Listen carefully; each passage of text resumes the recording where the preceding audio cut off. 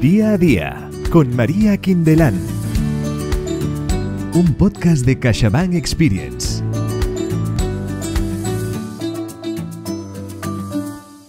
Hola a todos. Hoy tenemos la suerte de escuchar a María Quindelán. CaixaBank nos invita a disfrutar de la vida. Nuestra invitada de hoy es una naturópata especializada en nutrición energética y autora de Come para comerte el mundo, un libro que nos muestra cómo desarrollar una nutrición que nos ayude a rendir al máximo en nuestras posibilidades y para vivir nuestro potencial como personas al completo. La primera vez que tuve la ocasión de hablar con ella, aprendí algo esencial que transcurre a través de todas las páginas de este libro. María viene del mundo de las empresas, por tanto estuvo muy conectada con la realidad. Se dio cuenta que solo observamos las cosas y, además, las queremos entender. Pasa por aceptar que no somos todos iguales. Tenemos que tener curiosidad y ganas de conocernos a nosotros mismos. Cuando eso sucede, hay una energía, y esa energía no es algo abstracto, es algo concreto. Y esa energía concreta nos ayuda a ser lo que somos. Para eso necesitamos libros y pensamiento y personas que nos ayuden a tener herramientas para vivir mejor. María Quindelán, qué suerte poderte escuchar en este podcast de CaixaBank Experience. Bienvenida. Es un placer estar aquí contigo. Como será placer para las personas que te escuchen. Los oyentes saben y descubrirán al leerte que eres una licenciada en marketing y dirección de empresas. Eso es. A la que la vida te llevó a formarte años después en el campo de la salud. ¿Por qué este cambio? Pues la verdad, Jordi, es que no me encontraba con energía. Esa es la razón principal. Llevaba muchísimos años, ya desde mis años de estudio en la universidad, trabajando a unos niveles de exigencia muy altos. Y llegó un momento, años después, en los que perdí algo de sentido. Todo era muy rutinario, con niveles, como te digo, de exigencia y de estrés altos. Y yo creo que fue cosa también del instinto y del quererme sentir satisfecha en mi vida que salí en mi propia búsqueda, ¿no? Quería entender qué era lo que me hacía sentir tan débil y cómo podía recuperar otra vez ese tono vital del que había disfrutado, ¿no?, en mi juventud.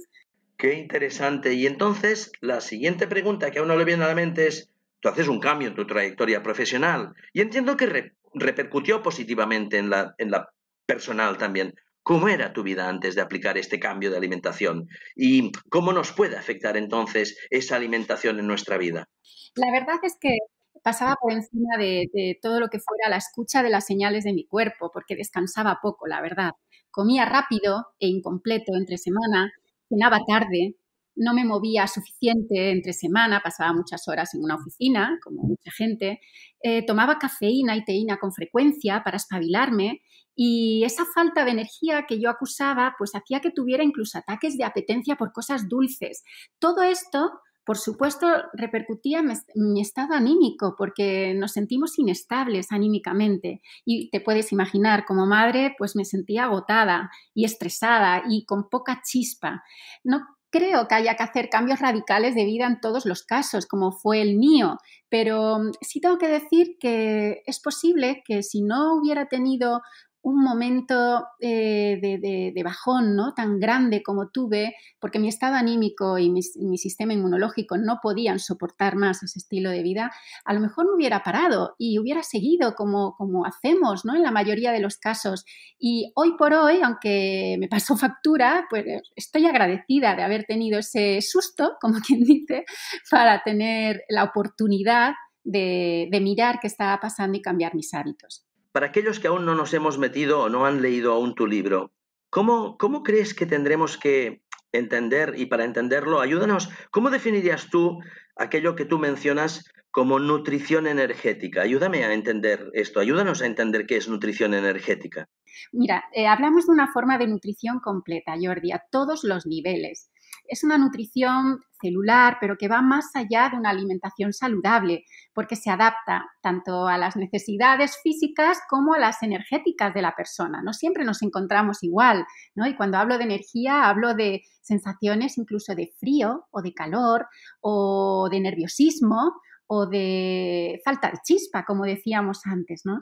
Se analiza un poco los efectos que tiene cada uno de los alimentos que ingerimos en nuestro organismo. Y ya no hablamos solo de propiedades nutricionales, hablamos precisamente de efecto, de impacto, porque los alimentos por sí mismos tienen energía y tienen la capacidad de modular sensaciones, ¿no? Ese mismo frío, ese calor interno o esa sensación de inestabilidad la podemos moderar con el consumo de determinados alimentos. Por eso va más allá de comer saludable, ¿no? De esto saben muchísimo las medicinas orientales que durante milenios han observado el impacto energético de los recursos naturales en nuestro cuerpo, sea el caso de la medicina tradicional china o de la medicina ayurvédica en la India. O sea que no estamos hablando de nada nuevo.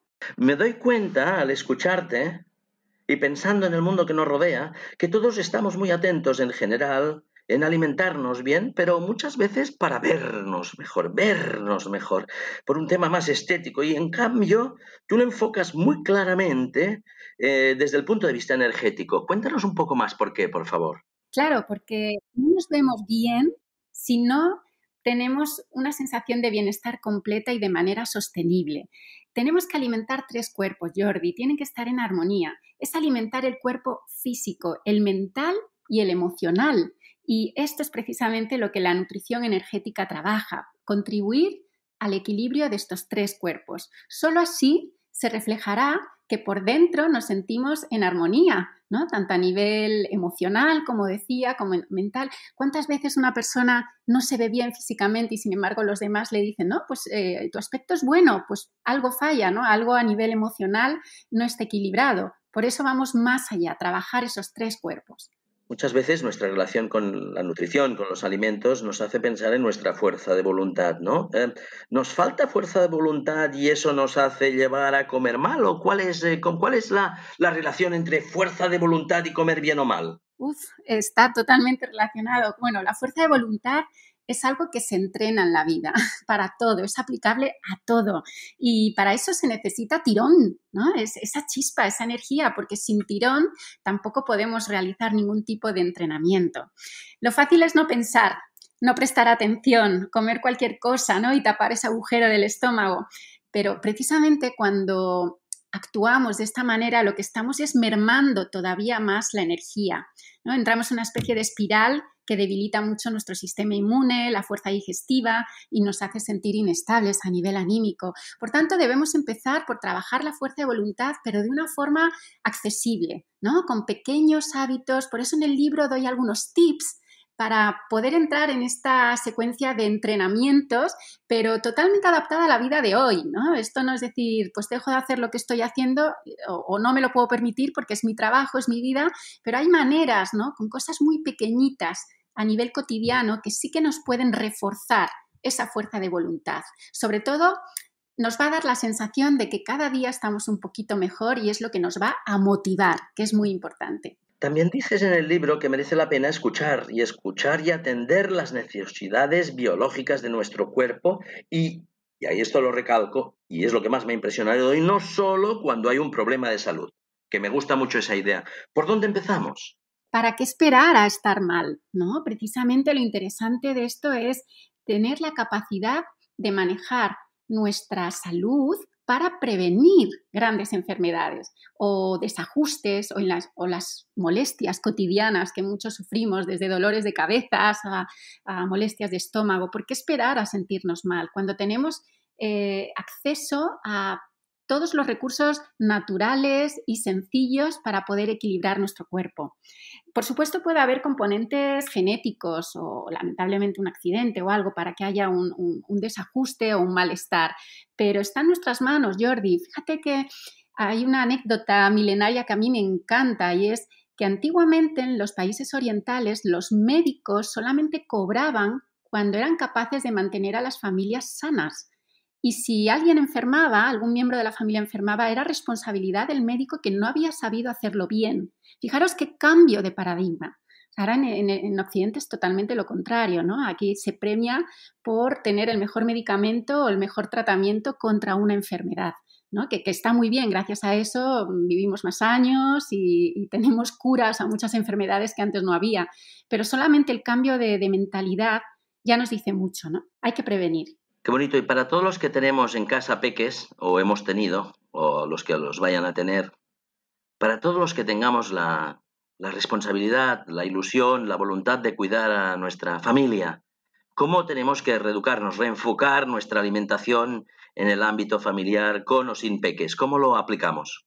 Dando ejemplo como padres en cuanto al estilo de vida en general, ¿no? Por supuesto, hay cosas muy concretas que se pueden hacer, desde mantener un horario, cierto orden, ¿no?, en las comidas, variedad de alimentos, de cocciones, jugar incluso con la temporalidad, ¿no? Bueno, esto es típico ahora del invierno, venga, vamos a disfrutarlo y no ir contra natura, ¿no? Involucrarse en el mismo proceso de compra, de preparación, de compartir una buena comida en familia, el hacer actividades al aire libre para abrir el apetito, todo eso es un protocolo, ¿no? Digamos que los niños van a ver desde muy pequeños y lo van a adquirir como algo natural y como algo positivo para su bienestar. Nos tienen que ver disfrutar y que aplicamos ese sentido común energético del que tanto hablo en el libro, ¿no?, para que ellos, sin darse cuenta, lo incorporen en su vida el día de mañana. Y ya que hablamos de educación, todos tenemos siempre la tentación en las familias de pensar que solo es responsabilidad de las escuelas o en las escuelas que las familias no colaboramos suficientemente. Vamos a ser justos. Vamos a pensar también en el sistema educativo y cómo hay que ser justos y respetuosos con la gente que construye, mantiene, defiende, alimenta el sistema educativo. Tú defiendes, creo, muy interesantemente, introducir en el sistema educativo una asignatura en nutrición. No vamos a generalizar, pero en las escuelas se come bien, se come mal. Vamos a hablar de educación, nutrición, sistema educativo y comida en escuelas. ¿Qué nos dices a esto? La verdad es que desde que las ofertas de los comedores escolares están siendo revisados por administraciones sanitarias y educativas, han mejorado muchísimo, ¿no?, de lo que era hace 20 o 30 años. Sin embargo, sigue habiendo mucha diferencia en los menús de unos colegios y otros, sobre todo dependiendo de si tienen programas de salud internos, que ya hay muchos que cuentan con ello, o si tienen cocina propia, externa o subcontratada, ¿no? En muchos casos me he encontrado con falta de variedad, de frescura, de equilibrio y, sobre todo, falta todavía trabajar el atractivo sensorial para los niños, ¿no? Y no con ello tenemos que recurrir a potenciadores de sabor químicos o cosas poco naturales para que a ellos les parezca apetecible, ¿no? Se puede hacer de una forma natural, ¿no? Yo creo que hemos mejorado bastante, pero todavía debemos trabajarlo un poquito más con ingredientes naturales y combinaciones mucho mejor diseñadas, sobre todo por el bien de su rendimiento en el colegio y luego fuera del colegio. Y en este camino de educar el gusto, puesto que la vida es un proceso de educación continua, en este proceso de educación del gusto, escuchándote, ¿cómo evitar caer en la tentación del fast food cuando no te apetece cocinar?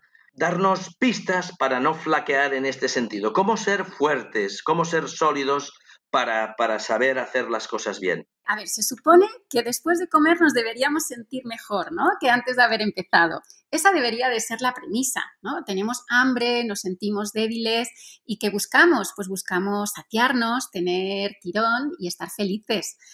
Por tanto, yo creo que deberíamos partir de una pregunta muy honesta con nosotros mismos y es, a ver, ¿cuánta hambre tengo de verdad, ¿no? ¿Cómo quiero encontrarme después? Y mirar ese plato de comida como un aliado y no como una tapadera emocional o precisamente para evadirme de unas preocupaciones, ¿no? Y por suerte, Jordi, cada vez hay más recursos naturales en el mercado de comidas rápidas para llevar bueno, poder recurrir a ellas puntualmente un día que no se tiene ganas de cocinar. Aunque también hay que saber diferenciar entre lo que es comer rápido. El fast food no solo es comer rápido, es cocinar rápido, pero es totalmente compatible con un consumo con atención. Quiero decir, voy a explicarme bien. Podemos cocinar cosas muy rápidas. Incluso en casa podemos hacer un sándwich, pero de calidad, con un buen pan de centeno o con unos vegetales y un huevo cocido. En fin, podemos hacer al vapor cosas muy rápidas en solo 2 minutos. Es fast food, claro, lo hacemos rápido, pero lo voy a disfrutar y lo voy a comer con atención. Y eso es lo que va a hacer que me siente bien. Otra cosa distinta es lo que conocemos en la calle como la comida procesada, llena de aditivos, de potenciadores de sabor, que no solo se ha cocinado a toda pastilla, sino me lo como a toda pastilla. Eso no puede sentar bien, de ninguna manera.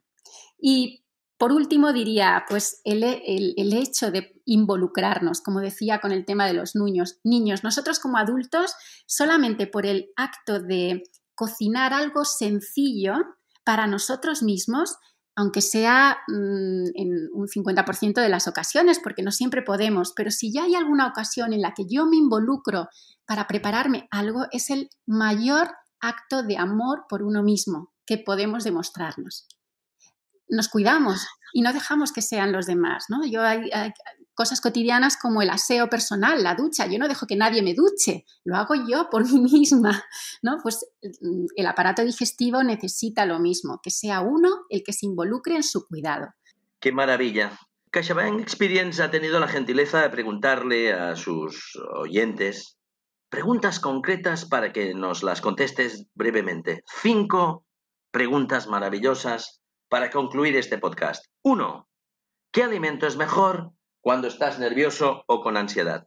¿Qué debemos evitar?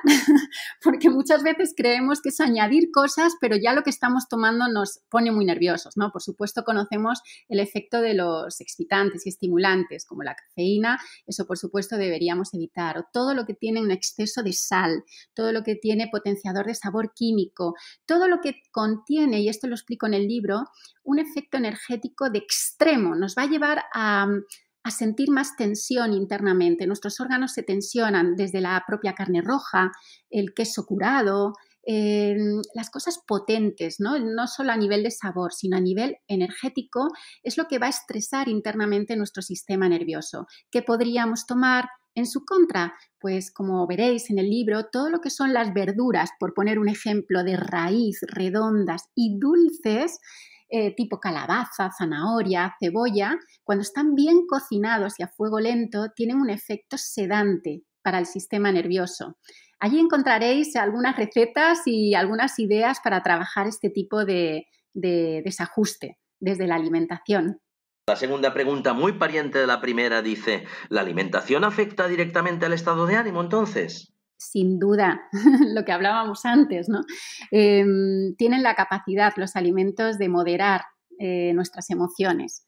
Y por eso he querido explicar en uno de los capítulos del libro cómo son las distintas familias de los alimentos para que nos vayamos familiarizando con ellos y podamos jugar a nuestro favor. Por supuesto que sí. Y dependiendo de mi estado de ánimo voy a aprender a elegir cómo comer. La tercera pregunta, pero entonces, ¿cómo puedo saber qué alimentos me dan más energía para afrontar mi día a día? Bueno, al margen de que cada persona, como decíamos, es un mundo y tiene unas necesidades energéticas distintas, por lo general los hidratos de carbono de absorción lenta, que son pues las semillas, los cereales, incluso las patatas, las féculas, son los alimentos que nos proporcionan el glucógeno necesario para que funcionen nuestros músculos y nuestro cerebro. Hay que saber luego combinarlos, hay que saber en qué momento del día son más propicios normalmente en las primeras horas, ¿no? Pero sin ninguna duda y estando bien equilibrados con el resto de nutrientes, los hidratos de carbono son nuestra principal fuente de energía. ¡Qué maravilla! Junto con la pregunta 4 y 5, que creo que contestan, si las amplías, 2 necesidades, 2 preguntas, 2 inquietudes muy juntas. Una, cómo alimentarse para tener la energía necesaria para seguir el ritmo de los hijos. Y otra, qué alimentos he de ingerir dependiendo del momento del día, como decías hace ahora un momento, para tener la energía necesaria en cada momento. Y con eso concluiríamos las 5 preguntas de los oyentes. Bueno, para tener el tirón como padres, para seguir el ritmo de niños, tenemos que trabajarnos como nunca el sistema nervioso, por supuesto, además de todas las necesidades físicas, ¿no? Es importantísimo descansar bien. Es la única manera de tener tirón para las tareas que conlleva la crianza de los niños y el equilibrio en esos platos, ¿no? Tanto a nivel sensorial como nutricional. Lo veréis en el libro, ¿no? Doy bastantes pautas para que adaptemos adaptándolo a las distintas edades y momentos del día, podamos comer de una forma coherente y disfrutona, Jordi, que no se nos olvide nunca que comer es un placer y que aun buscando esos objetivos concretos de mejora, no podemos perder el disfrute, el placer por las comidas deliciosas, que es lo que va a predominar. Pues queridos oyentes de CaixaBank Experience, esta conversación con María Quindelán es un privilegio para mí y si hubiésemos grabado y ya transcrito las palabras que ella nos ha compartido, si tuviésemos esas palabras embalsadas como gotas de agua que se han juntado, tendríamos un lago y cuando ese lago de conocimiento se evaporase, formaría una nube y en esa nube habría las gotas. Tomo al azar algunas palabras que hemos escuchado de María. Aliado, tapadera, sentirse mejor, cuánta hambre tengo de verdad, rendimiento, educación, atractivo sensorial, placer, mejora, disfrute, sanar, aprender, energía, salud, recursos y atención. Cuando esa nube esté encima de nosotros y llueva, en lugar de tener un paraguas, tenemos que dejarnos empapar por estas gotas de conocimiento organizado y si las aplicamos, María, viviremos mejor, tendremos más energía. Viktor Frankl dijo, cito, contrariamente a las fuentes de energía, el sentido es inagotable, fin de la cita. El sentido de lo que dices es inagotable y nos ayudas, como dice tu libro, a comer para comernos el mundo. Es bonito escuchar tus consejos porque cuidar nuestra salud y nuestra nutrición nos ayuda a mejorar nuestro bienestar y nuestro rendimiento. Es bonito aprender de ti y te doy las gracias, María Quindelán, y a CaixaBank Experience por ayudarnos a aprender a disfrutar de la vida. Gracias, María. Muchas gracias a todos vosotros. Y en el próximo capítulo nos acompañará Sergio Fernández, CEO del Instituto Pensamiento Positivo, con quien aprenderemos a vivir sin miedos. Síguenos en las redes sociales de CaixaBank Experience para disfrutar de un contenido que te hará la vida más fácil.